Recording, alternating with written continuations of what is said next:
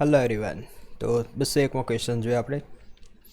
Simplex method of solving linear programming problem uses. Simplex method જે છે આ બધા ક્વેશ્ચન્સ છે જે જનરલી અત્યારે જે 2020ની જે આરટીઓ એક્ઝામ છે તેમાં સિલેબસમાં નથી, બરાબર, ઇન્ડસ્ટ્રીયલ એન્જિનિયરિંગ. તો આપણે ઉપરથી જોઈ લઈશું ફક્ત.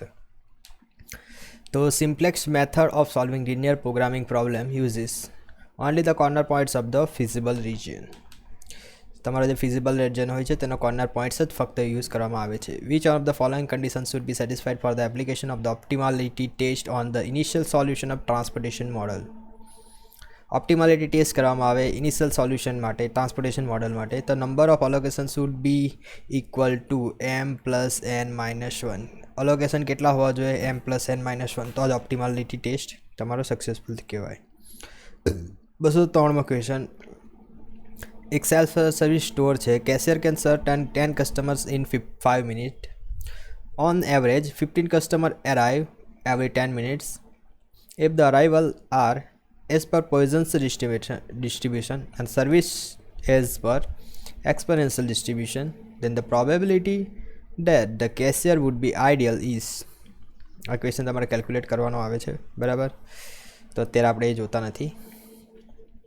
ઇન આઈડિયલ ઇમ્પલ્સ ટર્બાઇન, જે ઇમ્પલ્સ ટર્બાઇન છે તેમાં relative velocity at the inlet of the moving blade is equal to that at the outlet. Relative વેલોસિટીને તમે VR1 વડે દર્શાવો તો VR1 is equal to VR2 થાય. કયા કેસમાં? Impulse turbine, ideal impulse turbine હોય છે તેમાં VR1 is equal to VR2 થાય છે. પરંતુ જે રિયલ ટર્બાઇન છે તેમાં VR1 is not equal to VR2. કેમ કે ફ્રિક્શન લાગે, બ્લેડની ઉપરનું ફ્રિક્શન જે હોય છે તેના કારણે VR1 is not equal to VR2 થાય છે. In an axial flow impulse turbine energy transfer take place due to. Axial flow in impulse turbine છે તેમાં એનર્જી ટ્રાન્સફર જે ટેક પ્લેસ થાય છે એ શાના કારણે થાય છે? The change in absolute kinetic energy. Change in absolute kinetic એનર્જીના કારણે એનર્જી ટ્રાન્સફર થાય છે. Consider the following statement in the impulse turbine. 3 statement consider કરવાના છે. The relative velocity of steam at inlet and outlet of the moving blade are equal. VR1 is equal to VR2 કીધેલું છે. The moving blades are symmetrical.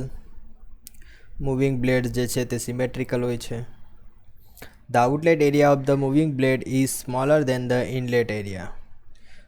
આવું તો તમે કોઈ પણ જગ્યાએ ભણ્યા જ નહીં હશો, બરાબર. તો 1 and 2 આર કરેક્ટ, કે આઉટલેટ એરિયા જે છે તે સ્મોલર હોય છે ઇનલેટ એરિયા કરતાં. આવું ક્યારે પણ કશે તમે જોયું જ નહીં હશે. The given figure represent pressure and the velocity variation of. Okay, તો આમાં 2 ટાઈપનું કમ્પાઉન્ડિંગ આવે, એક વેલોસિટી કમ્પાઉન્ડિંગ અને પ્રેશર કમ્પાઉન્ડિંગ. જ્યારે જ્યારે રિએક્શન ટર્બાઇન ભરો તો તેને કમ્પાઉન્ડિંગ કરવામાં આવે 2 રીતે, એક વેલોસિટી કમ્પાઉન્ડિંગ, બીજું પ્રેશર કમ્પાઉન્ડિંગ, અને ત્રીજું આ બંનેનું મિક્સ્ડ આવે, બરાબર. તો અહીં જે ગ્રાફ આપ્યો છે તેમાં આપણે જોઈએ તો સ્ટાર્ટિંગમાં શું થાય છે? સ્ટાર્ટિંગમાં બધું જ કોન્સ્ટન્ટ છે, બરાબર. ફર્સ્ટ સ્ટેજમાં કશું થતું નથી. સેકન્ડ સ્ટેજમાં જે તમારું પ્રેશર છે એ ઘટે છે, પ્રેશર ઘટે છે, વેલોસિટી વધે છે. પછીના સ્ટેજમાં કોન્સ્ટન્ટ રહે છે પ્રેશર, પરંતુ વેલોસિટી જે છે તમારી ઘટે છે. પછીના સ્ટેજમાં ફરીથી પ્રેશર ઘટે છે, વેલોસિટી વધે છે. એના પછીના સ્ટેજમાં પ્રેશર કોન્સ્ટન્ટ રહે છે પરંતુ વેલોસિટીમાં ઘટાડો થાય છે. તો આ જે કમ્પાઉન્ડિંગ છે એ તમે જોઈ શકો છો. અહીં વેલોસિટી કમ્પાઉન્ડિંગ નથી, મીન્સ કે અહીં જે છે પહેલાં પ્રેશર ઘટી જાય છે, બરાબર. પછીના સ્ટેજમાં કોન્સ્ટન્ટ રહે છે, ફરી પાછું પ્રેશર ઘટે છે. તો આ જે છે એ પ્રેશર કમ્પાઉન્ડેડ ઇમ્પલ્સ ટર્બાઇન છે, બરાબર. કેમ કે પ્રેશરમાં ઘટાડો થાય છે તે સમયે વેલોસિટી વધી જાય છે. એના પછીના સ્ટેજમાં પ્રેશર કોન્સ્ટન્ટ રહે છે. હવે બીજું એક કમ્પાઉન્ડિંગ આવે એ છે વેલોસિટી કમ્પાઉન્ડિંગ. તો વેલોસિટી કમ્પાઉન્ડમાં શું હોય છે? એક જ સ્ટેજ હોય છે, પહેલો એવો સ્ટેજ અથવા નોઝલ હોય છે, તેની અંદર તમારું પ્રેશર બધું રિલીઝ થઈ જાય છે, બરાબર. અને એના પછીના સ્ટેજમાં તમારી એટલે પ્રેશર બધું બધું પ્રેશર કન્વર્ટ થઈ ગયું વેલોસિટીમાં, બરાબર, પહેલા સ્ટેજમાં. તો પછી એના પછીના સ્ટેજમાં શું હોય છે, વેલોસિટી કોન્સ્ટન્ટ રહી, વેલોસિટી થોડીક ઘટે, પછી કોન્સ્ટન્ટ રહે, પછી ફરી થોડી ઘટે, પછી કોન્સ્ટન્ટ રહે, ફરી થોડી ઘટે, બરાબર. તો એક જ સ્ટેજમાં બધું પ્રેશર ઘટી જાય છે, પરંતુ અહીં વેલોસિટી અલગ અલગ સ્ટેજમાં ઘટે છે, બરાબર. તો તેને કહેવાય velocity compounding. Question number 208, degree of reaction defined as the ratio of. આ ક્વેશ્ચન તો ઘણીવાર પૂછાયો છે કે ડિગ્રી ઓફ રિએક્શન કોને કહેવાય. ડિગ્રી ઓફ રિએક્શનની વાત કરીએ તો enthalpy drop in moving blade to the total enthalpy drop in the fixed and moving blade. તો ડિગ્રી ઓફ રિએક્શનમાં આવે છે enthalpy drop in moving blade, enthalpy drop in moving blade divided by the total enthalpy drop. Total enthalpy ડ્રોપમાં શું આવે છે, એક તો મૂવિંગ બ્લેડમાં એન્થાલ્પી ડ્રોપ થાય તે અને ફિક્સ્ડ બ્લેડમાં એન્થાલ્પી ડ્રોપ થાય તે, આ બંનેનો સરવાળો ટોટલ એન્થાલ્પી ડ્રોપમાં આવે છે. પરંતુ આપણે ડિગ્રી ઓફ રિએક્શનમાં ઉપરની બાજુ જે આવશે તે enthalpy drop in moving blade આવશે. તો the total enthalpy drop in fixed and moving blades. ક્વેશ્ચનોમાં ક્વેશ્ચન જોઈએ તો which one of the following cycle has the highest thermal efficiency for given maximum minimum cycle temperatures. નીચેનામાંથી કઈ cycle એવી છે જે તમને હાઈએસ્ટ થર્મલ એફિશિયન્સી આપશે? Brayton cycle, Otto cycle, diesel cycle અથવા સ્ટર્લિંગ સાયકલ. આ જે ક્વેશ્ચન છે તે તમારે ઇઝીલી સમજવો હોય તો એના માટે એક શોર્ટ ટ્રીક છે. એ શોર્ટ ટ્રીક મેં તમને આઈસી એન્જિન સાયકલ કરીને એક વિડીયો બનાવ્યો છે. આ વિડીયો તમે જોશો તો તેની અંદર તમને આ શોર્ટ ટ્રીક મળી જશે. એ શોર્ટ ટ્રીક કંઈક આવી છે, SOEB, શોએબ અખ્તરનું નામ છે. તેમાં આવે છે સ્ટર્લિંગ એ ઓટો સાયકલ જેવી છે અને એરિક્સન સાયકલ એ બ્રેટન સાયકલ જેવી છે. જ્યારે પણ સ્ટર્લિંગ અને એરિક્સન સાયકલ અને કાર્નોટ સાયકલ આ ત્રણ સાયકલની વાત આવે ત્યારે આ ત્રણ સાયકલ જે છે તે કઈ સાયકલ છે? આઈડિયલ સાયકલ છે. જ્યારે પણ આઈડિયલ સાયકલ હોય ત્યારે તેની એફિશિયન્સી જે છે તે ઓલવેઝ હાઈએસ્ટ હોય છે, બરાબર. આઈડિયલ સાયકલની એફિશિયન્સી ઓલવેઝ હાઈએસ્ટ હોય છે. The standard efficiency of diesel cycle will be less than the Otto cycle in the case of. કયા એવા કેસ છે જેની અંદર ડીઝલ સાયકલની એફિશિયન્સી ઓટો સાયકલ કરતાં ઓછી હોય? તો જ્યારે તમારો કોમ્પ્રેશન રેશિયો જે છે એ સેમ રાખી દેવામાં આવે, તો કોમ્પ્રેશન રેશિયો જ્યારે સેમ હોય for the same compression ratio and same heat input, તો આ કન્ડિશનમાં ડીઝલ સાયકલની એફિશિયન્સી ઓછી હોય છે. In SI engine as the engine speed increases spark is required to be advance. SI એન્જિનમાં જેમ જેમ સ્પીડ વધે તેમ તેમ તમારો જે સ્પાર્ક છે તે એડવાન્સ કરવો પડે છે. Spark is required to be advance. As the engine speed increases the flame velocity increases. એન્જિનની સ્પીડ ઇન્ક્રીઝ થાય તેમ ફ્લેમ વેલોસિટી ઇન્ક્રીઝ થાય, આ તો ખોટું જ છે. ફ્લેમ વેલોસિટી તો તમારી જેટલી હોય છે તેટલી જ રહે છે. જો ફ્લેમ વેલોસિટી ઇન્ક્રીઝ કરવી હોય તો તમારે કોમ્પ્રેશન રેશિયો વધારવો પડે. સ્પીડની સાથે ફ્લેમ વેલોસિટીને કોઈ પણ લેવા દેવા નથી. પરંતુ વસ્તુ એવું છે કે ફ્લેમ વેલોસિટી જે છે તે કોન્સ્ટન્ટ રહે છે, બરાબર. અને તમારી જો સ્પીડ વધી જાય તો બર્નિંગ માટે બહુ ઓછો સમય મળે છે. અને બર્નિંગ માટે બહુ ઓછો સમય મળે એટલે એના માટે તમારો જે સ્પાર્ક છે તેને એડવાન્સ કરવો પડે છે. સ્પાર્કને એડવાન્સ કરવો એટલે મીન્સ કે આ ટોપ ડેડ સેન્ટર છે, ટોપ ડેડ સેન્ટર પર સ્પાર્ક થતો હોય, પરંતુ એના પહેલાં જ તમારે સ્પાર્ક કરી દેવો પડે.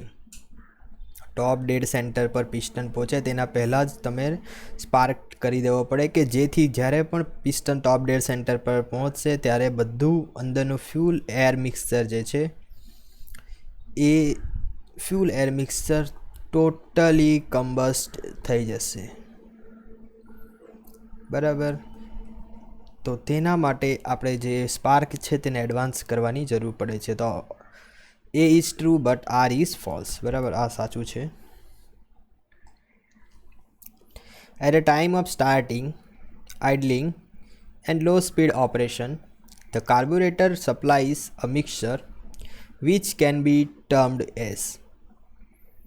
જ્યારે સ્ટાર્ટિંગની કન્ડિશન હોય, આઇડલિંગની કન્ડિશન હોય અને લો સ્પીડ ઓપરેશન હોય ત્યારે કાર્બોરેટર જે મિક્સર સપ્લાય કરે છે તો તે મિક્સર કેવું હોય છે? તો ઓલવેઝ એ મિક્સર રીચ જ હોય છે. કેમ કે આઇડલિંગ કન્ડિશનમાં જો તમારે કમ્બશનને સક્સેસફુલી ચાલુ રાખવું હોય તો ઓબ્વિયસલી તમારે થોડું વધારે જ પેટ્રોલ આપવું પડશે. સ્ટાર્ટિંગ કન્ડિશનમાં તો ઓબ્વિયસ છે કે રીચ જ મિક્સચર આપવું પડે. 213મો ક્વેશ્ચન છે, the carburettor in a petrol engine is categorize as a closed loop control system. આ સેન્ટન્સ તો તમે વાંચશો એટલે તમને લાગશે કે રોંગ છે. Carburettor in the petrol engine is a closed loop control system નથી. ક્લોઝડ લૂપ કંટ્રોલ સિસ્ટમ કોને કહેવાય તો હું તમને જણાવી દઉં. અહીં તમે ઇનપુટ આપો છો, કોઈ પણ ઇનપુટ આપો છો, ઇનપુટના આધારે અહીં તમને કોઈ પણ રિએક્શન જોવા મળશે. હવે આ રિએક્શન ફરીથી કોઈ સેન્સર દ્વારા નોટ કરીને જે ઇનપુટ આપતી ઓથોરિટી હોય અથવા ઇનપુટ આપતું જે પણ સાધન હોય તેને પાછો આ જે રિએક્શન છે તે અહીં આપવામાં આવે અને અહીં બંને વસ્તુ નોટ કરવામાં આવે. મીન્સ કે તમને જે જોઈએ છે તે આઉટપુટ અને જે આઈડિયલ આઉટપુટ છે તે, આ બંને વસ્તુ એકબીજા સાથે કમ્પેર કરવામાં આવે અને તેના આધારે ફરીથી જે ઇનપુટ આપવામાં આવે તેને મોડિફાય કરે. તો આ જે આખી સિસ્ટમ થઈ તે ક્લોઝડ લૂપ સિસ્ટમ થઈ. તો કાર્બોરેટર જે છે તે ક્લોઝ લૂપ સિસ્ટમ છે અને રીઝન આર આપેલું છે, there is no method by which the air fuel ratio is measured in the carburetor. There is no method by which the air fuel ratio is measured in the carburetor. There is no method by which the air fuel ratio is measured in the carburetor.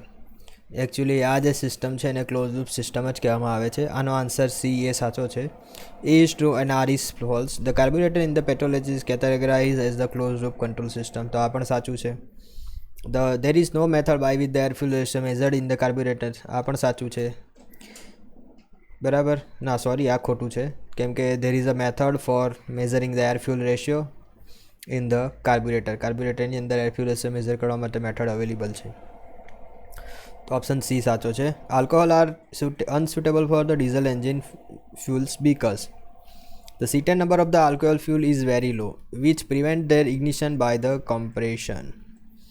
આલ્કોહોલનો જે સીટેન number છે એ ઘણો લો છે અને જેથી તેનું ignition જે છે compression દ્વારા એ પ્રિવેન્ટ થઈ જાય છે. What is the flash point of the liquid fuel? Liquid fuel માટે flash point કોને કહેવાય છે? The temperature at which the fuel emit vapors at a rate which produces inflammable mixture with the air.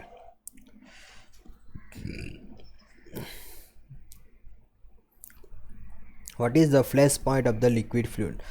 પહેલો option જોઈએ, the temperature at which the fuel ignites spontaneously with the bang. ખોટું છે. The temperature at which the fuel ignites with the clear flame. The temperature at which the fuel ignites without a spark. The temperature at which the fuel emit vapors at a rate which produce inflammable mixture with air. તો આ answer સાચો છે.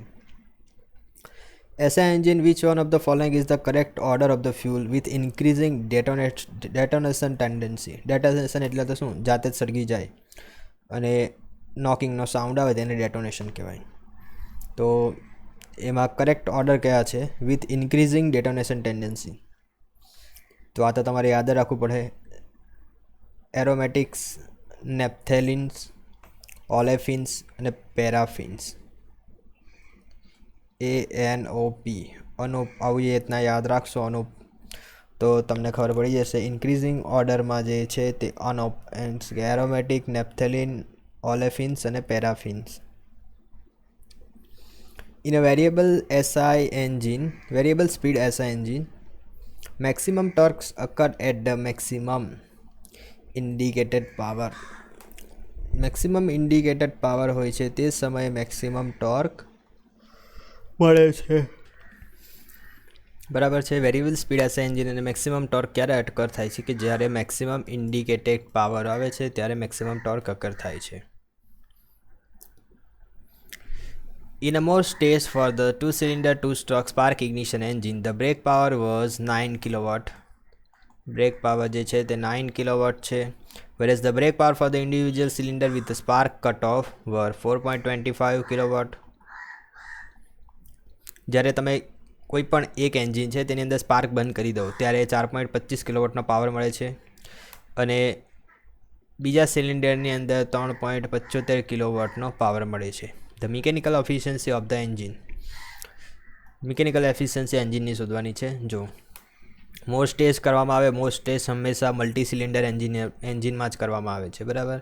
તો અહીં 2 cylinder engine છે, અહીં spark છે, આ પણ સ્પાર્ક છે, બરાબર. મોસ્ટ ટેસ્ટમાં કરવામાં શું આવે તો પહેલાં આ જે બ્રેક પાવર છે તે બંને સ્પાર્ક પ્લગ ચાલતા હોય, મીન્સ કે બંને એન્જિન વર્કિંગ કન્ડિશનમાં છે, બંને સિલિન્ડર વર્કિંગ કન્ડિશનમાં છે, ત્યારે 9 કિલોવોટનો બ્રેક પાવર મળે છે. હવે શું કરેલો કે આ જે એક સ્પાર્ક પ્લગ છે તેને ઇલેક્ટ્રિકલ ઇનપુટ બંધ કરી દે, મીન્સ કે આ જે એન્જિન છે એની અંદર ફક્ત એર અને ફ્યુલ આવશે અને બહાર એમ જ નીકળી જશે, કોઈ પણ જાતનું સળગશે નહીં, બરાબર. મિક્સર સળગશે નહીં. તો તેથી આ જે એન્જિન છે તેનો પાવર બંધ થઈ જશે. તો અહીં એક સિંગલ એન્જિન બચ્યું, તે જ પાવર આપશે. તો તે કેટલો પાવર આવશે? 4.25 કિલોવોટનો પાવર આવે છે. હવે શું કરે છે, બીજું એન્જિન છે તેને કટ ઓફ કરી દે છે. તો પહેલું એન્જિન કેટલાનો પાવર આપે છે? 3.75 કિલોવોટનો પાવર આપે છે. હવે તમે આ બંનેનો સરવાળો કરશો તો તમને ખબર પડશે 5 ને 5 10, 7 8 9 10, 4 ને 3 7 ને 1 8. તો તમે જોશો કે ઇન્ડિવિજ્યુઅલી બંને એન્જિન જ્યારે કામ કરે છે ઇન્ડિવિજ્યુઅલી તો 8 કિલોવોટનો પાવર આપે છે, સરવાળો કરીએ તો ઇન્ડિવિજ્યુઅલી, બરાબર. પરંતુ in general in a most test 2-cylinder 2-stroke spark ignition engine, the brake power was 9 kilowatt, whereas the brake power for the individual LV spark cutoff with 4.25 and 3.75 kilowatt. Then the mechanical efficiency of the engine is. આ એન્જિનનો આપણે theoretical break power 9 kilowatt છે. In real જ્યારે પણ બંને એન્જિનને separately work કરવામાં આવે છે ત્યારે તેનો બ્રેક પાવર મળે છે ફક્ત 8 કિલોવોટ, બરાબર. તો હવે એની મિકેનિકલ એફિશિયન્સી તમારે શોધવાની હોય તો મિકેનિકલ એફિશિયન્સીમાં શું આવે છે? BP upon IP, indicated power upon brake power. Indicated power જે છે, ઇન્ડિકેટેડ પાવર એટલે કે brake power plus frictional power. Brake power plus frictional પાવરને તમે એડ કરો ત્યારે તમને મળશે ઇન્ડિકેટેડ પાવર, બરાબર. ઇન્ડિકેટેડ પાવર આપણી પાસે અવેલેબલ નથી, પરંતુ ફ્રિક્શન પાવર તમે આ બંનેમાંથી શોધી શકો છો. તો ફ્રિક્શનલ પાવર કેટલો છે? આ 9 કિલોવોટ બ્રેક પાવર છે ને ફ્રિક્શનલ પાવર છે તમારો 1 કિલોવોટ. 9માંથી 8 જાય તો 1 કિલોવોટ, મીન્સ કે 1 કિલોવોટ જે છે ફ્રિક્શનમાં ખર્ચાઈ જાય છે. તો ઇન્ડિકેટેડ પાવર તમારો આવશે 10, બરાબર. બ્રેક પાવર તો તમને આપી દીધો છે ઓલરેડી 9. તો 9 × 10, 9 ભાગ્યા 10 × 100 કરશો તમે તો 90% એફિશિયન્ટ એન્જિન છે એમ કહેવાશે, બરાબર. અહીં ઓલરેડી જ્યારે બંને એન્જિન ચાલતા હોય ત્યારે 9 કિલોવોટનો પાવર મળે છે, પરંતુ સેપરેટલી દરેક એન્જિન ચલાવવામાં આવે તો 8 કિલોવોટનો પાવર મળે છે. મીન્સ કે 1 કિલોવોટનો પાવર જે છે તે ફ્રિક્શનમાં ખર્ચાઈ જાય છે એવું માનવામાં આવે છે મોર્સ ટેસ્ટની અંદર, બરાબર. તો આન્સર છે 90% efficient. A 40 kilowatt engine has a mechanical efficiency of 80%, બરાબર. 40 કિલોવોટનું એન્જિન છે એટલે બ્રેક પાવર 40 કિલોવોટનો છે. મિકેનિકલ એફિશિયન્સી 80% છે. If the frictional power is assumed to be constant with the load, what is the approximate value of the mechanical efficiency at 50% of the rated load? 50% rated load હોય છે ત્યારે તેની mechanical efficiency કેટલી હોય છે તે આપણે શોધવાની છે. હવે અહીં તમને કીધેલું છે કે મિકેનિકલ એફિશિયન્સી જે છે તે તમારે શોધવાની છે. હવે મિકેનિકલ એફિશિયન્સી માટેનું સૂત્ર તો તમને ખબર જ છે. Mechanical efficiency is given by the mechanical efficiency એટલે brake power upon indicated power, બરાબર. અહીં તમને બ્રેક પાવર 40 કિલોવોટ આપી દીધો છે અને મિકેનિકલ એફિશિયન્સીની વેલ્યુ આપી છે તમને 80%, બરાબર. તો અહીં તમે બ્રેક પાવર 40 કિલોવોટ લખો છે, આઈપી ઇન્ડિકેટેડ પાવર આપણે શોધી શકીએ છીએ કેમ કે 80% મિકેનિકલ એફિશિયન્સી આપી છે. તો એના પરથી તમને ઇન્ડિકેટેડ પાવર મળશે 50 કિલોવોટ. હવે કીધું છે ફ્રિક્શનલ પાવર જે છે તે કોન્સ્ટન્ટ છે, બરાબર. ફ્રિક્શનલ પાવર કોન્સ્ટન્ટ છે પરંતુ તમારી પાસે આઈપી અને બીપીની વેલ્યુ તમારી પાસે છે, બરાબર. ઇન્ડિકેટેડ પાવર અને બ્રેક પાવર, તો તેના મદદથી તમે ફ્રિક્શનલ પાવર શોધી શકો છો. તો ફ્રિક્શનલ પાવર અહીં મેં શોધ્યો છે 50 કિલોવોટ માઇનસ 40 કિલોવોટ, તો 10 કિલોવોટ ફ્રિક્શનલ પાવર આવશે. હવે શું કીધું કે ફ્રિક્શનલ પાવર તમારો કોન્સ્ટન્ટ છે પરંતુ તમારો જે રેટેડ લોડ છે એ 50% થઈ જાય છે, બરાબર. તો રેટેડ લોડ હવે શાના પર ડિપેન્ડ કરે? લોડ ડાયરેક્ટ બ્રેક પાવર પર ડિપેન્ડ કરે. જેટલો પણ લોડ હોય તેટલો બ્રેક પાવર આપો તો જ તમારું વાહન ચાલે, બરાબર. તો અહીં બ્રેક પાવર આપણે 0.5 એટલે કે 50% કરી નાખ્યો. તો 40 કિલોવોટનો 0.5 કરીએ તો 20 કિલોવોટ આપણને બ્રેક પાવર 2 મળ્યો, બરાબર. તો હવે બ્રેક પાવર 2 આપણી પાસે અવેલેબલ છે, ફ્રિક્શનલ પાવર તો તમારો કોન્સ્ટન્ટ છે, તો 20 + 10 કરીશું તો ઇન્ડિકેટેડ પાવર મળી જશે. ઇન્ડિકેટેડ પાવર મળી ગયો આપણને, તો ફરીથી મિકેનિકલ એફિશિયન્સીનું સૂત્ર મારીશું, બ્રેક પાવર 2 અને ઇન્ડિકેટેડ પાવર 2, તો 20/30 કરીશું તો 66.66 અપ્રોક્સિમેટ આન્સર આવશે પર્સન્ટેજ એફિશિયન્સી. તો અહીં તમે જોઈ શકો છો 45, 55 અને 75, તેમાં 66.66 કોના નિયર છે તો 65%, તો આન્સર આવશે 65. Which one of the following is set of the material is the most commonly used in a catalytic converter? Catalytic કન્વર્ટરમાં કયું મટીરિયલ સૌથી વધારે વપરાય છે? તો પ્લેટિનિયમ, પેલેડિયમ અને રોહોડિયમ. કયું મટીરિયલ? પ્લેટિનિયમ, પેલેડિયમ અને રોહોડિયમ. The three-way catalytic converter cannot control which of the following? તો પર્ટિક્યુલર મેટરનું એમિશન જે છે તે થ્રી-વે કેટાલિટિક કન્વર્ટર જે છે તે કંટ્રોલ કરી શકતું નથી. The three-way catalytic converter cannot control the particular matter emission. Which of the following set of materials most commonly used in a catalytic converter for the CI engines?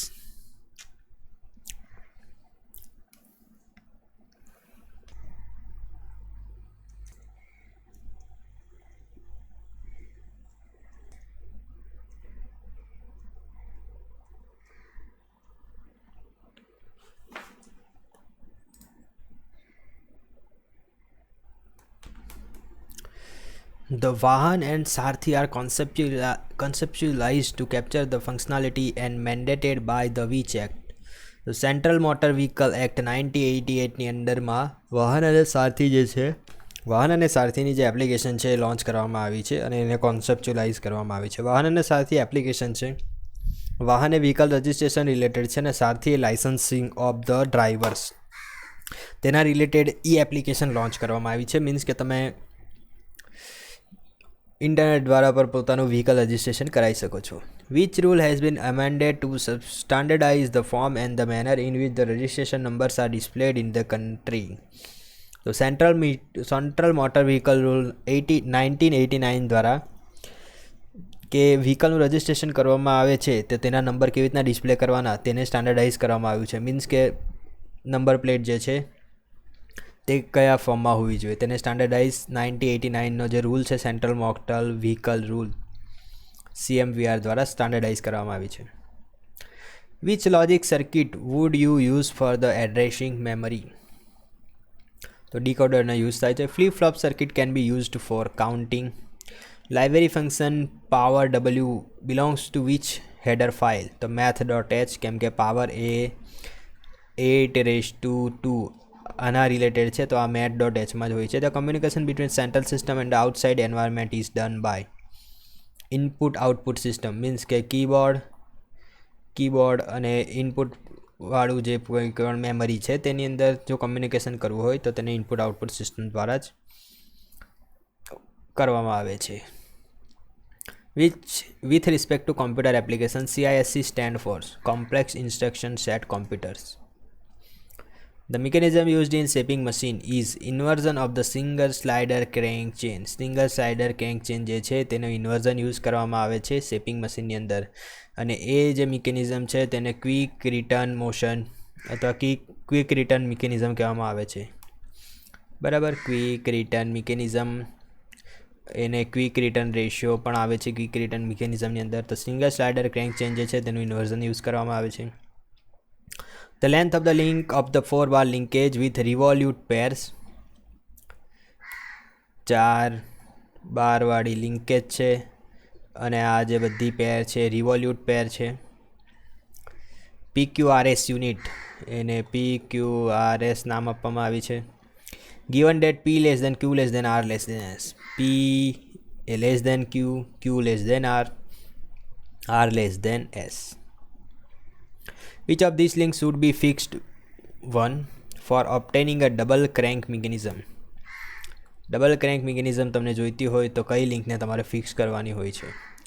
બરાબર તે કીધું છે P લેસ ધેન Q, તો આને આપણે 5 લઈ લઈએ, 6 લઈ લઈએ, 7 લઈ લઈએ, 8 લઈ લઈએ.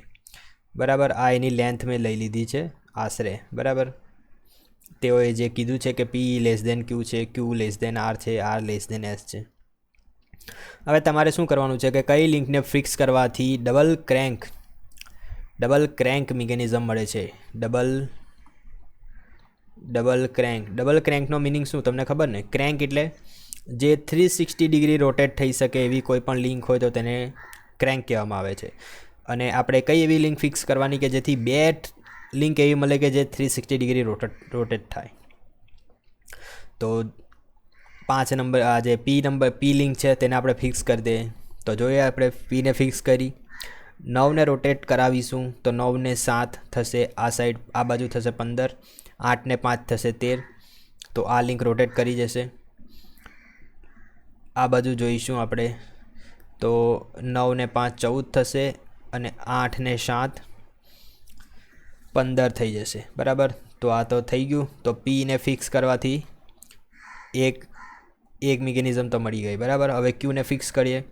6 ને 5 11, 7 ને 8 થઈ જશે ક્યુને ફિક્સ કરવાથી, બરાબર. તો 6 ને 6 12 ને 1 13, 8 ને 5 13. તો પી અને ક્યુ બંનેને તમે ફિક્સ કરશો તો ડબલ ક્રેન્ક મળી જશે. તો લિંક ઓફ લેન્થ પી આન્સરમાં આપ્યું છે પી અને ક્યુ, એવું તો કોઈ આપ્યું જ નથી. Link of R, link of S તે એક જ આપ્યું છે લિંક, પહેલું જ કે લિંક ઓફ લેન્થ પી. ક્યુને ફરી આપણે ચેક કરી લઈએ. તો 6 ને 5 11 થશે અને 7 ને 8 ને 8 16 ને 15, આ તો રોટેટ કરી જશે. 9 ને 7 થશે 16, પરંતુ 8 ને 5 13 એટલે ક્યુ નહીં આવે, બરાબર. હવે તમને થશે કે હું આ કેવી રીતના આવી રીતના કરું છું, બરાબર, કઈ મેથડ યુઝ કરું છું, તો તમને થોડુંક બતાવી દઉં, બરાબર. તો આપણે પી લિંકને ફિક્સ કરી, તો પી લિંક અહીં ફિક્સ થઈ ગઈ છે. હવે હું શું કરું, આ જે ક્યુ લિંક છે ને એને રોટેટ કરાવું. તો ક્યુ લિંક રોટેટ થતી અહીં આવી જશે, બરાબર, એકદમ સ્ટ્રેટ લાઇનમાં. તો આ તો આપણી ફિક્સ લિંક છે, તેની લેન્થ કેટલી છે 5 અને આની લેન્થ છે 9. હવે તમારે શું જોવાનું છે કે આ બાકીની બે લિંક છે ને તે લિંક આ રીતે એમ સ્ટ્રેટ જેવી થઈ જશે. આ એકચ્યુઅલી આ લિંક આના પર જ સુપર ઇમ્પોઝ થશે, બરાબર, પરંતુ હું તમને બતાવું છું હું કેવી રીતના કેલ્ક્યુલેટ કરું. તો હવે આ 9 ને 5 કેટલી છે, ટોટલ 14 છે. તો હવે આ બંને લિંક, આ જે બાકીની બંને લિંક હોય છે ને 8 અને 7, તો 8 ને 7 કેટલી થશે, 15 થશે. હવે આ 14 છે અને આ બંને લિંકની લેન્થ જો 13 જ હોય ને તો આ ઓછી લેન્થ છે, તો પછી આ એને સુપર ઇમ્પોઝ થવા જ નહીં દેશે, આની ઉપર નહીં આવશે જો ઓછી લેન્થ હોય તો. પરંતુ અહીં જે લેન્થ છે તે 15 છે, મીન્સ કે આ જે બંને લિંક છે તેની લેન્થ વધારે છે જ્યારે આ પોઝિશન પર આવે તે. હવે બીજી પોઝિશનની વાત કરું, અહીં તો લેન્થ ઓછી છે એટલે આ આખું રોટેટ કરી જશે, મીન્સ કે આ જે તમારી લિંક છે તે આખી 360 ડિગ્રીએ રોટેટ કરી જશે. હવે આ બાજુની પણ બંને બાજુ જોવાનું હોય છે આપણે, તો આ બાજુ પણ આપણે જોઈ લઈએ. તો અહીં આ જે પી લિંક હતી તેની 5 સેન્ટીમીટર લેન્થ છે, એસ લિંક છે તેની 8 સેન્ટીમીટર લેન્થ છે, તો 8 ને 5 ટોટલ કેટલું થશે 13. હવે જ્યારે આ બાકીની બીજી બે લેન્થ છે તે અહીં આવશે તો તે બંનેની લેન્થ તમારે સરવાળો કરવાનો. 8 ને 5 13 ને 6 ને 7, 6 વત્તા 7, તો 6 ને 6 12 ને 1 13. હવે વસ્તુ એ છે કે બંનેની લેન્થ સરખી થઈ તો રોટેટ કરી જશે, બરાબર. બંનેની લેન્થ સરખી થઈ તો આ જે લિંક છે 360 ડિગ્રી રોટેટ કરી જશે. તો પી લિંક ફિક્સ કરવાથી તમને ડબલ ક્રેન્ક મિકેનિઝમ મળે છે. હું આશા રાખું છું કે તમને થોડું સમજાઈ ગયું હશે, કેમ કે આ મારી પોતાની શોર્ટકટ રીત છે કે કેવી રીતના હું ફાઇન્ડ કરું છું પોતે. The number of inversion for the slider crank mechanism. Inversion એટલે શું કે તમે અલગ અલગ લિંકને વારાફરતી ફિક્સ કરો, અને ફિક્સ કરી અને તમને એક આઉટપુટ મોશન મળી, પછી આને ફિક્સ કરેલ તે કાઢી નાખી, પછી આને ફિક્સ કરી એક આઉટપુટ મોશન મળી, અને ફિક્સ કરી આઉટપુટ મોશન મળી, અને ફિક્સ કરી આઉટપુટ મોશન મળી. તો જેટલા નંબર ઓફ લિંક હોય તેટલા તમને ઇન્વર્ઝન મળે. તો 4 લિંક છે સ્લાઇડર ક્રેન્ક. સ્લાઇડર ક્રેન્કમાં 4 લિંક જ છે, ઓબ્વિયસ છે. સ્લાઇડર ક્રેન્ક મિકેનિઝમ તમને દોરીને બતાવી દઉં કોને કહી તે. આ જે પિસ્ટન સિલિન્ડરવાળી જે મિકેનિઝમ છે ને એ સ્લાઇડર ક્રેન્ક મિકેનિઝમ છે, કેમ કે આ જે છે એ સ્લાઇડર છે, આ જે છે એ ક્રેન્ક છે. ક્રેન્ક કોને કહેવાય કે જે 360 ડિગ્રી રોટેટ કરી શકે તેને ક્રેન્ક કહેવાય. આ જે છે તેને કહેવાય કનેક્ટિંગ રોડ, બરાબર. આ ફિક્સ લિંક 1 છે, આ 2 નંબરની લિંક, આ 3 નંબરની લિંક, અને આની અને આ જે પિસ્ટનની વચ્ચે એક લિંક બને તે 4 નંબરની લિંક, બરાબર. ના સોરી, આની ને પિસ્ટનની વચ્ચે નહીં, એક જ મિનિટ. આ જે પિસ્ટન છે એ પિસ્ટન અને આ 3 નંબરની લિંક વચ્ચે જે લિંક બને એ 4 નંબરની લિંક થાય, બરાબર. એટલે આ પિસ્ટન જે છે એ 4 નંબરની લિંક છે. આ બહારનું જે સિલિન્ડર છે તે 1 જ નંબરની લિંક છે, બરાબર. ફરીથી એકવાર તમને બતાવી દઉં તો તમને છે ને ઘણીવાર પેલું શોધવાનું હોય ને તો તકલીફ નહીં પડે.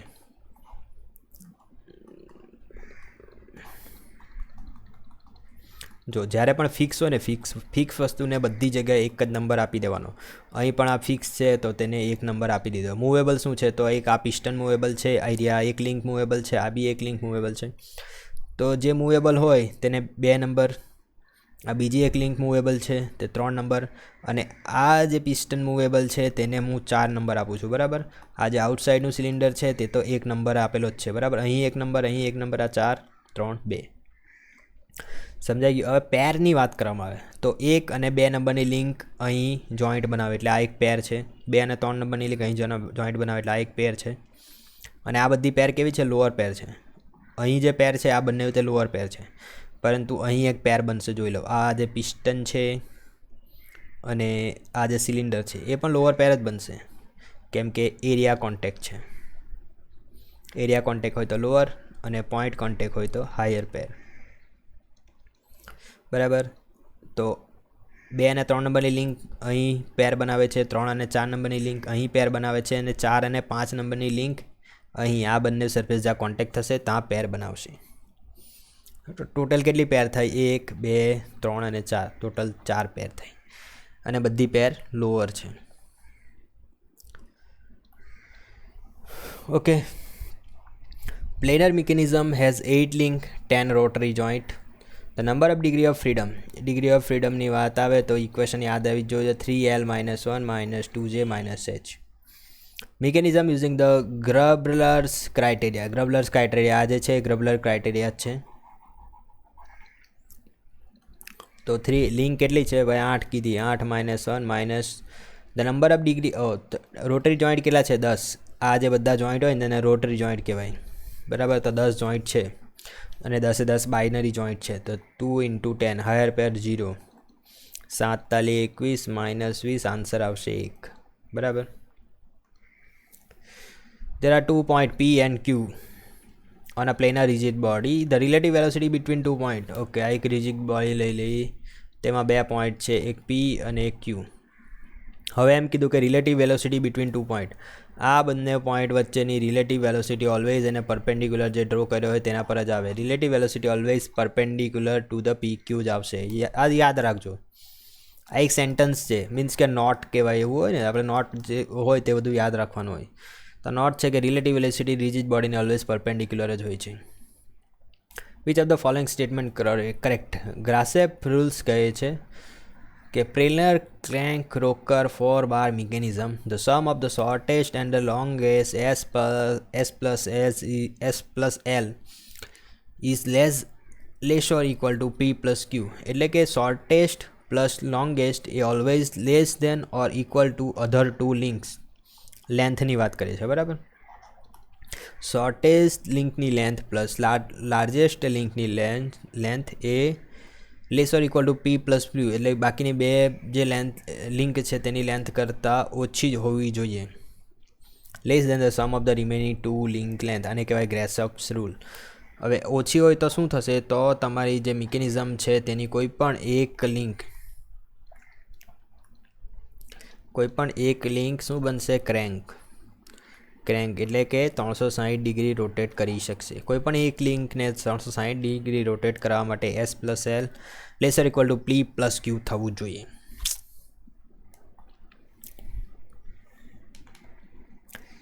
In a spring mass system, the mass is 0.1 kg. Stiffness of the spring K લઈ લે 1 kN per meter. By introducing a damper લાવવાનું છે. Frequency of oscillation found in 80% of the original value. What is the damping coefficient of the damper? Frequency જે છે 90%, ફ્રીક્વન્સીનો omega લઈ લઈએ તો found to be 90% of the original value. Omega n લઈ લઈએ અને ઓમેગા d જે છે ડેમ્પિંગ ફ્રીક્વન્સી છે તે 90% ઓફ ઓમેગા n થઈ જશે, મીન્સ કે 0.9 ઓમેગા n. તો શું કીધું છે? ડેમ્પિંગ કોએફિશિયન્ટ સી શોધવા કીધો છે. સી ડેમ્પિંગ કોએફિશિયન્ટની વાત કરીએ તો તેનું ફોર્મ્યુલા તમને ખબર જ હશે. C is equal to 2m omega n, બરાબર. C is equal to 2m omega n, પછી જેટા પણ આવે છે, બરાબર. આમાં સી જે છે ડેમ્પિંગ કોએફિશિયન્ટ છે, જેટા જે છે ડેમ્પિંગ રેશિયો છે, ઓમેગા એન નેચરલ ફ્રીક્વન્સી છે, બરાબર. હવે જેટાની વેલ્યુ જનરલી તમે લે તો સી બાય સીસી, મીન્સ કે ડેમ્પિંગ કોએફિશિયન્ટ અને ક્રિટિકલ ડેમ્પિંગ કોએફિશિયન્ટ બંનેનો રેશિયો જે છે તે તમને જેટા આપે છે. હવે તમારી પાસે શું શું અવેલેબલ છે? તો omega D is equal to 0.9 omega N available છે. તો અને આપણને ડેમ્પિંગ કોએફિશિયન્ટ શોધવા કીધું. ડેમ્પિંગ કોએફિશિયન્ટ માટે તમારી પાસે ઓમેગા એન અવેલેબલ હોવું જોઈએ. એમ તો તમારી પાસે અવેલેબલ છે 0.1 kg. ઓમેગા એન અવેલેબલ છે 0.9. Omega M is equal to under root K by M. K પણ અવેલેબલ છે, એમ પણ અવેલેબલ છે. તો આપણે ઓમેગા ડી શોધી કાઢીએ. કે કેટલું છે? 1000. આ જે કિલોન્યુટન છે ને ન્યૂટનમાં કન્વર્ટ કરી દે, 1000 ન્યૂટન પર મીટર. અને માસ છે 0.1, બરાબર. તો 0.9 ઇન્ટુ આ ઉપર જશે તો 10,000 થશે. 10,000 તો આપણો આન્સર આવશે 100.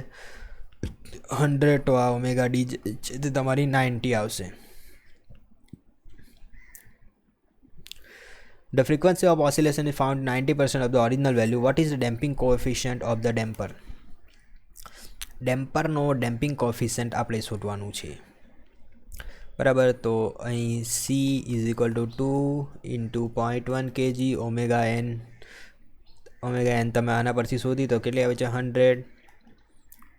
જેટાની વાત કરીએ તો જેટા શોધવા માટે તમારે આ જે વેલ્યુ છે zeta is equal to c by cc. હવે ક્રિટિકલ ડેમ્પિંગ કોએફિશિયન્ટ જેટા શોધવા માટે એક સૂત્ર છે, omega D is equal to omega n under root 1 minus zeta square, બરાબર. તો omega d by omega n is equal to, આને આપણે સ્ક્વેર કરી દઈએ તો 1 માઇનસ જેટા સ્ક્વેર આવશે. ઓમેગા ડી બાય ઓમેગા એનની વેલ્યુ તમે અહીંથી લઈ શકો છો. Omega d by omega N એટલે 0.9. 0.9નો square is equal to 1 minus zeta square, બરાબર. તો જેટા સ્ક્વેરને આ બાજુ લઈ લઈએ તો 1 માઇનસ 0.9નો સ્ક્વેર.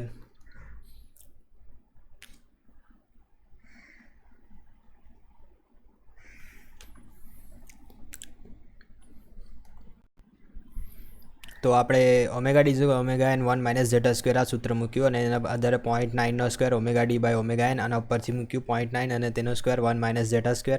અને આના પરથી તમે જેટાની વેલ્યુ શોધવાની હોય તો જેટા ઇઝ ઇક્વલ ટુ 0.4358 આવે છે. આ જેટાની વેલ્યુ તમે આ c is equal to 2m omega n જેટામાં મૂકશો, બરાબર. C is equal to 2m omega n જેટામાં જે જેટાની વેલ્યુ તમે મૂકશો 0.4358 અને 2 ઇન્ટુ 0.1 ઇન્ટુ 100 કરશો તો 8.71 જે તમારો આન્સર છે તે આવશે.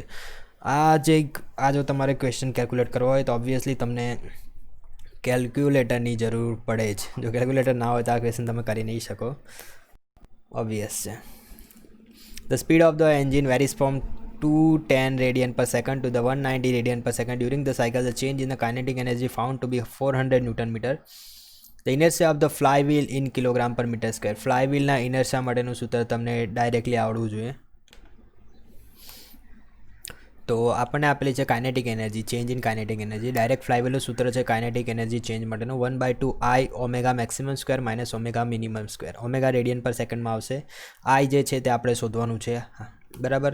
તો આપણને kinetic energy change 400 newton metre આપેલું છે. 1/2 ઇન્ટુ આઈ જે આપણે શોધવાનું છે અને ઓમેગા 1 આપણને આપેલું છે 210 રેડિયન પર સેકન્ડ, બરાબર. ઓમેગાની વેલ્યુ રેડિયન પર સેકન્ડમાં જ છે, બરાબર. 210નો સ્ક્વેર માઇનસ 190નો સ્ક્વેર, બરાબર. તો આના આધારે આઈ બરાબર તમે શોધી શકશો. આ 2 છે તેને 400 વડે ડાયરેક્ટ મલ્ટીપ્લાય કરશો ડિવાઇડેડ બાય. હવે તમારી પાસે કેલ્ક્યુલેટર અવેલેબલ નથી તો એ સ્ક્વેર માઇનસ બી સ્ક્વેરનું તમે વિસ્તરણ કરશો તો એ માઇનસ બી એ પ્લસ બી, તો 210 માઇનસ 190, 210 પ્લસ 190. તો 400 ઇન્ટુ 2 થશે 800 ડિવાઇડેડ બાય 290 માઇનસ 190 20 અને આનો સરવાળો કરશો 400 મલ્ટીપ્લાઇડ વિથ 2 કરશો તો 8, તો 2/20 તો આપણને આન્સર આવી જાય 0.1 જે આન્સર છે.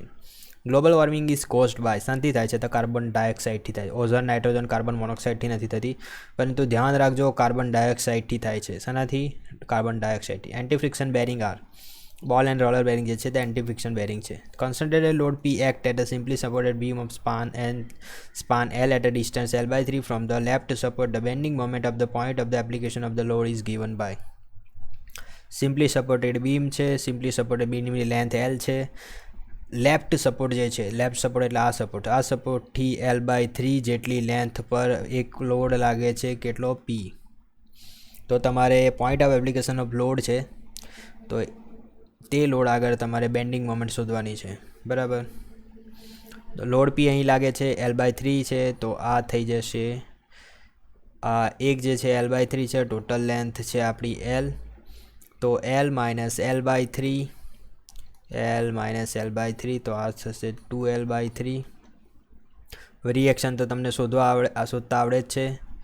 આ થશે, જો આને તમે A ગણો અને આને B ગણો, બરાબર, તો PB/L અને આ જે રિએક્શન આવશે PA/L, બરાબર. તો અહીં PB આપણું કેટલું છે 2L/3 ડિવાઇડેડ બાય L, તો આ થશે P અને A કેટલો છે L/3 divided by L, L cancel, તો 2P/3 રિએક્શન આવશે, આ રિએક્શન આવશે P/3, બરાબર.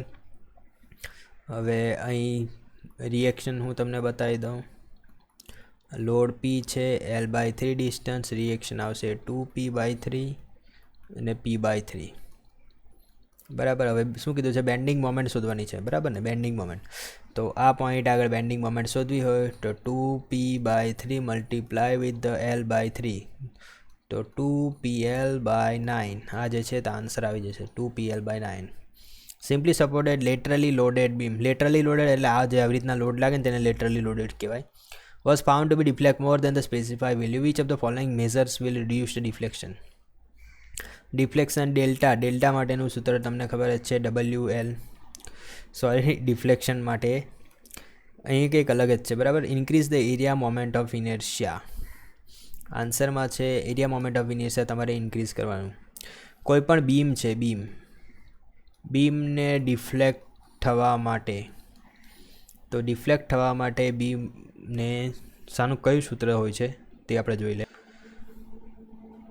તો ડિફ્લેક્શન ઓફ બીમ માટેનું સૂત્ર છે, બરાબર. ડિફ્લેક્શન, કોઈ પણ બીમનું ડિફ્લેક્શન તમારે શોધવું હોય તો તેના માટેના અલગ અલગ મેથડ્સ છે. તો અલગ અલગ મેથડ્સને આપણે એપ્લાય કરીએ તો તેના માટે સૂત્ર આવે છે કે d2y/dx² = m/ei, બરાબર. આ સૂત્રના આધારે તમે ડિફ્લેક્શન ઓફ બીમ શોધી શકો છો. તો આ જે સૂત્ર છે તે શાના પર ડિપેન્ડ કરે છે, એક તો મોમેન્ટ પર ડિપેન્ડ કરે છે, બરાબર. પછી E એટલે ફ્લેક્સર, આપણે ઇલાસ્ટિક મોડ્યુલસ ઓફ ઇલાસ્ટિસિટી પર ડિપેન્ડ કરે છે અને મોમેન્ટ ઓફ ઇનર્શિયા પર ડિપેન્ડ કરે છે. હવે તમને શું કહેવામાં આવે છે કે જો બીમને લોડ કરવામાં આવે છે ને specified value, which of the following measure will reduce the deflection. હવે ડિફ્લેક્શન તમારે ઘટાડવું હોય, ડિફ્લેક્શન આયરુઆ ડેલ્ટા કહેવાય, બરાબર. હવે એ ડિફ્લેક્શન તમારે ઘટાડવું હોય તો તમારે મોડ્યુલસ ઓફ ઇલાસ્ટિસિટી વધારવી પડે, મોમેન્ટ ઓફ ઇનર્શિયા વધારવો પડે. તો increase the area moment of inertia. Area moment of inertia તમે વધારશો તો ઉપરની વેલ્યુ ઘટશે અને ડિફ્લેક્શન ઘટશે. મોડ્યુલસ ઓફ ઇલાસ્ટિસિટી તમે વધારશો તો ઉપરની વેલ્યુ જે છે એ ઘટશે અને તમારું જે ડિફ્લેક્શન ડેલ્ટા છે એ ઘટશે, બરાબર. ડિફ્લેક્શન ઘટાડવા માટે તમારે મોમેન્ટ ઓફ ઇનર્શિયાને ઇન્ક્રીઝ કરવો પડે.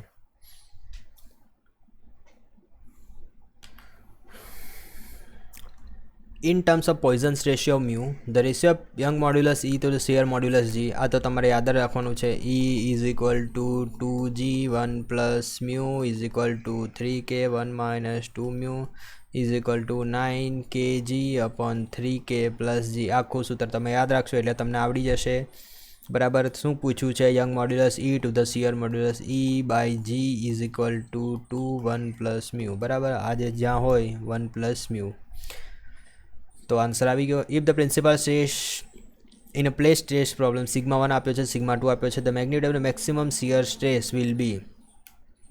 બે પ્રિન્સિપલ સ્ટ્રેસની વેલ્યુ આપી હોય σ1 અને σ2, બરાબર. બંને પોઝિટિવ જ છે વેલ્યુ, 100 અને 40 બંને પોઝિટિવ હોય તો σ1 માઇનસ σ2 ડિવાઇડેડ બાય 2 આ જે છે તમને ટાઉ મેક્સિમમની વેલ્યુ આપશે, બરાબર. આ તમે કેવી રીતના, તો મોર સર્કલ તમે ડ્રો કરો તો મોર સર્કલ પરથી તમને ખબર પડશે. અહીં જે આવે મેક્સિમમ એ σ1 આવે, અહીં જે આવે એ σ2 આવે, બરાબર. તો આ તમે જોઈ શકો છો. સિગ્મા 1 પ્રિન્સિપલ સ્ટ્રેસ છે, સિગ્મા 2 પ્રિન્સિપલ સ્ટ્રેસ છે. હવે તમને શું કીધું છે? ટાઉ મેક્સિમમ અહીં જે વેલ્યુ એને ટાઉ મેક્સિમમ કહેવાય. તો અહીંથી અહીંની વેલ્યુ એટલે કે રેડિયસ આપે, બરાબર. તો અહીં તમે જોઈ શકો છો કે આપણે sigma 2 minus sigma 1 divided by 2 કરશું તો તમને આ રેડિયસની વેલ્યુ મળી જશે. રેડિયસ તમને ટાઉ મેક્સિમમ આપશે. તો જે મોટી વેલ્યુ હોય 100 માઇનસ 40 ડિવાઇડેડ બાય 2 કરશો તો 30 વેલ્યુ આવશે. આન્સર મળી ગયો. કેન્ટિલીવર બીમ છે, મોમેન્ટ આપેલી છે M at the free end. The moment of inertia of the beam cross section about the neutral axis is I.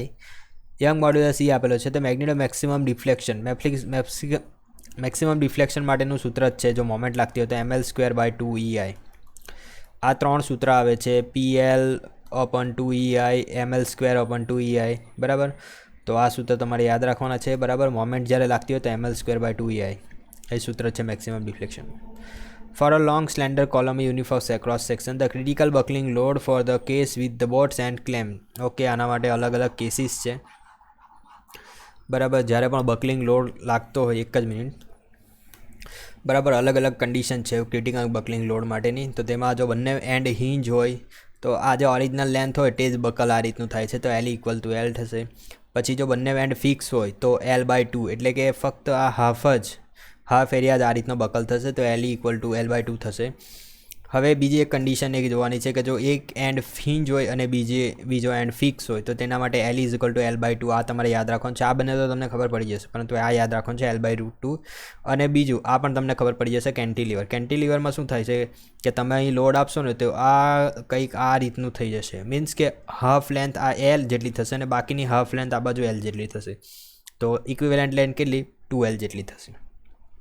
હવે અહીં જો કીધું છે તમને કે બોથ એન્ડ ક્લેમ્પ્ડ, બંને એન્ડ જે છે તે ક્લેમ્પ કરી દેવામાં આવ્યા હોય તો ત્યારે ઇક્વિવેલન્ટ લેન્થ કેટલી થશે? L/2 જેટલી, બરાબર. પરંતુ અહીં આન્સરમાં કશુંક અલગ જ માંગ્યું છે, બરાબર.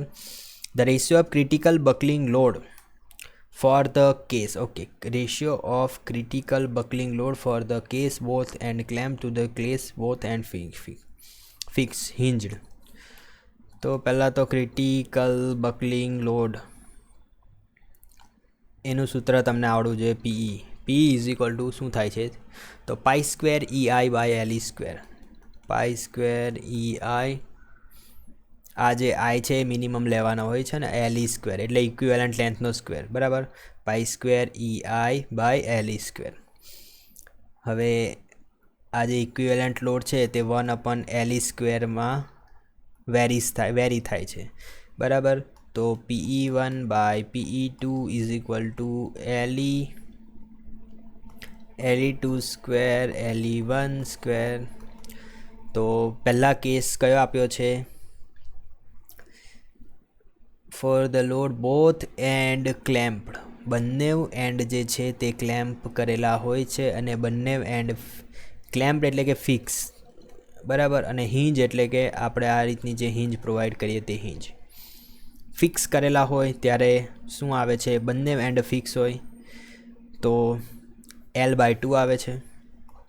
તો આ જે છે તે L/2 થઈ જશે. અને બીજું બંને એન્ડ હિંજ હોય તો L થઈ જશે. તો આન્સર શું આવશે? L ઉડી ગયા, આ બેનો વર્ગ ઉપર જશે, સ્ક્વેર થશે તો 4. તો PE1 PE2 રેશિયો 4 આવશે. આન્સર છે 4. ઓકે.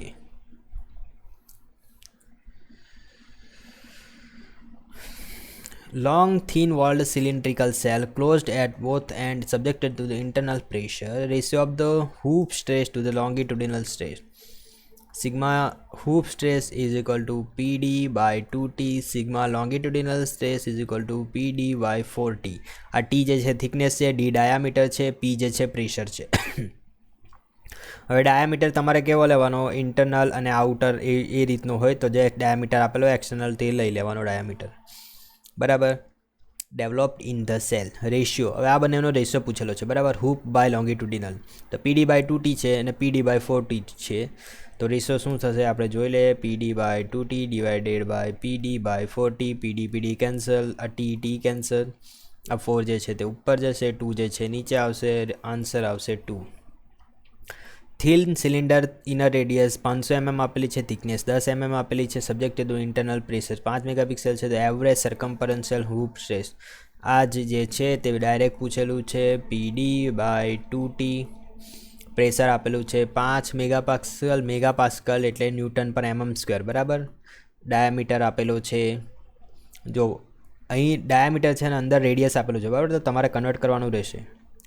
ઓકે, સો અહીં તમને પ્રોબ્લેમ એમ થશે કે આ તો ઇનર ડાયામીટર આપેલો છે અને આઉટર ડાયામીટર પણ તમે કેલ્ક્યુલેટ કરી શકો છો, બરાબર.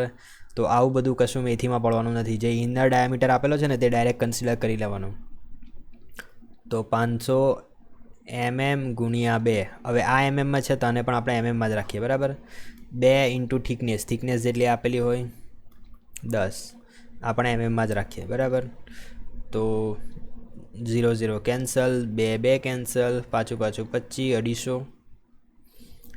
250 ન્યૂટન પર mm². કેન્સલ, તો 250 ન્યૂટન પર mm². આન્સર આવી ગયો, બરાબર.